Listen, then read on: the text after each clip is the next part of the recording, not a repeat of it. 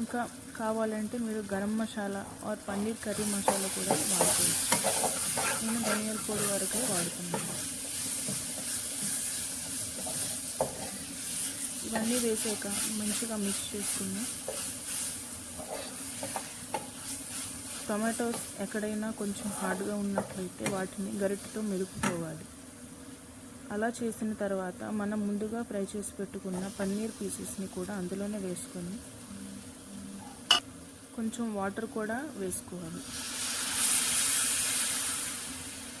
వేసాక ఈసారి కూడా మళ్ళీ నేను గరిటెని పక్కన పెట్టి డైరెక్ట్గా కడాయిని తిప్పుకుంటున్నాను.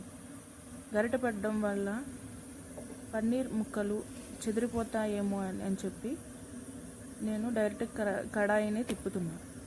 ఒకవేళ మీరు వాడే పన్నీర్ కానీ కొంచెం గట్టిగా ఉన్నట్లయితే డైరెక్ట్గా మీరు గరిటెతోనే తిప్పుకోవచ్చు. సో ఇలా కాసేపు మూత పెట్టి తీసాక చూసారు కదా, మన పన్నీర్ కర్రీ రెడీ అయింది. దీనిపైన గార్నిషింగ్కి మీరు కావాలంటే కొత్తిమీర కూడా వాడుకోవచ్చు. అండ్ లాస్ట్లో కొంచెం గరం మసాలా యాడ్ చేస్తే ఇంకా టేస్ట్ యాడ్ ఆన్ అవుతుంది. సో ఇంతటితో మన వీడియో ఎండ్కి వస్తుంది. ఇలాంటి మరిన్ని రెసిపీస్ కోసం వీడియోని లైక్ చేసి ఛానల్ని సబ్స్క్రైబ్ చేసుకోండి. ఇంకా ఏ రెసిపీస్ కావాలో కామెంట్ చేయండి. Thank you. Bye bye.